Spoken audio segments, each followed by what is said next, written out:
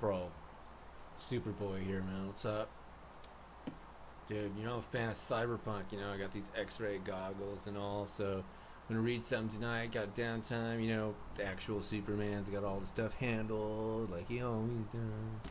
So I'm gonna read, because expand on the brain. I've already got the brawn, but I gotta expand the mind, man. And cyberpunk's where it's at for me. So, I go to my dude, Tanweer Dar, with the demon. So, yeah, we're going to check into this right now. You know what I'm saying? Unless the Justice League calls, then I have to do some stuff, like get a cat out of a tree, They really put me on the lame jobs. They, still think I'm a kid. I don't even get why. Totally responsible. Anyway. So, I like to dip into books like these because it helps me forget about the pressures of being super, all the time, That's my name, Superboy. I'm super all the time. You know how hard that is to maintain?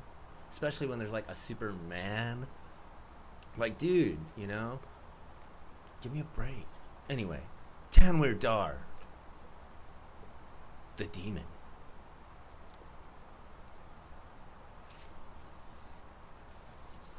Regrets.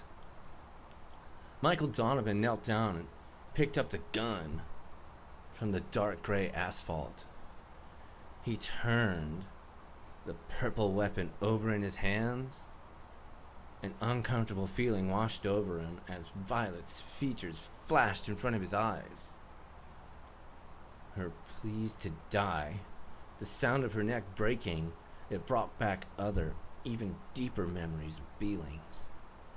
Donovan stood silently in the parking lot, dark and brooding, unlike the dawn breaking over the city. He took a deep breath and carried the weapon back to his apartment. Charlie sat at the nondescript table, a steaming cup of coffee in front of her.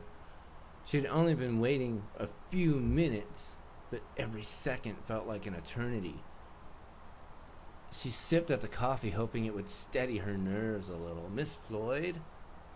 said a middle-aged man walking into the room. He was smartly dressed, probably like me, but looked a little rough around the edges. Careworn. Yeah, definitely not like me. I'm perfect, It's a plague.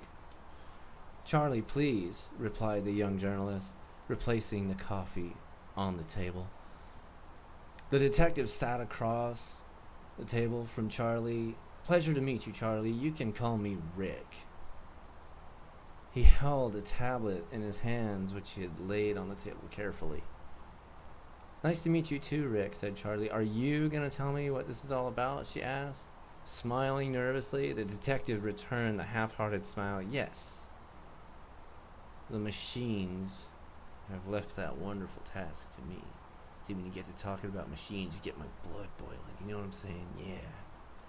The way he said those words sent a chill down Charlie's spine. It was bad news. She steeled herself, folding her arms. Charlie," said Rick. "I have bad news," he stated as calmly as he could manage.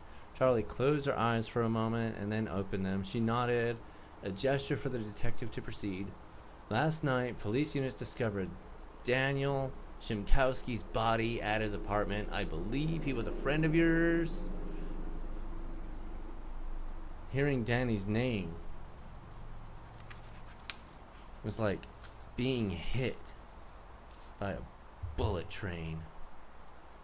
I've been hit by a bullet train, man. Uncomfortable, But, I'm Superboy. I got this.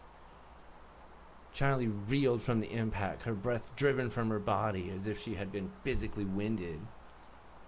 "I'm very sorry for your loss," said Rick, seeing the pain etched on Charlie's face. I'll give you a minute." Charlie nodded in gratitude as her lips quivered and tears streamed down her face. Her mind found it difficult to process everything that had happened in the past 24 hours.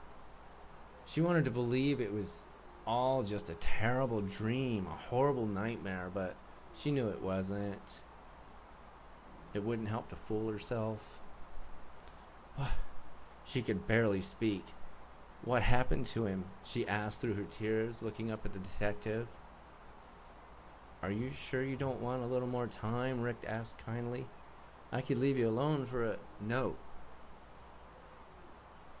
said Charlie firmly. Please, just tell me what happened. Okay, nodded Rick, activating the tablet, scrolling the surface, and then placing it slowly and gently in front of Charlie. Danny, corrected Charlie. Danny was murdered in his apartment, explained the detective. Charlie scrolled through the images on the tablet. Whoever killed him appears to have been allowed entry into the apartment. That is heavy. Tanweer Dar, the demon. Check it out, bro. You know why? Superboy recommends it. If Superboy recommends it, it must be super. You know what I'm saying? That's right, bro.